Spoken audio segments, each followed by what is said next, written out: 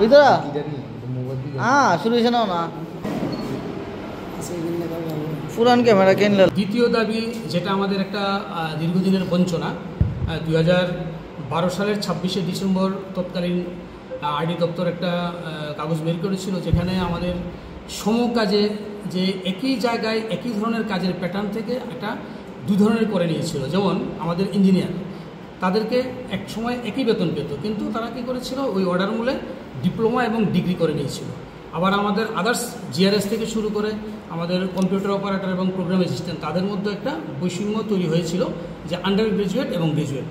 যাক, এটাও আমরা যেন অতি দ্রুত নিরসন করা হয়, তার জন্য আমরা দাবি রেখেছি। তৃতীয় দাবি হিসেবে রেখেছি যে যতদিন না সরকার আমাদেরকে রেগুলারাইজেশন করছেন, ততদিন যেন আমাদের রিটায়ারমেন্ট এজ 65 ইয়ার্স করা হয়। এটা আমাদের আইডি দপ্তর খুব সতর্কতার সাথে আজকে বলেছেন যে এটা বিষয়টা আমরা অতি সত্ত্বর তারা দেখবেন ওনারা।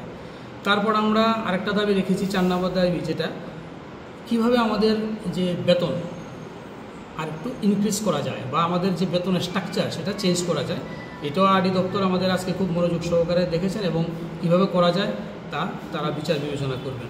5 নম্বর দাবি হচ্ছে আমাদের যে আমাদের মধ্যে অনেক কর্মচারী প্রয়াত কী করবো মারা যাচ্ছেন, তার পরিবর্তে যেন আমাদের তার পরিবারের যোগ্য একজন ব্যক্তিকে তার স্থানে দেওয়া হয়।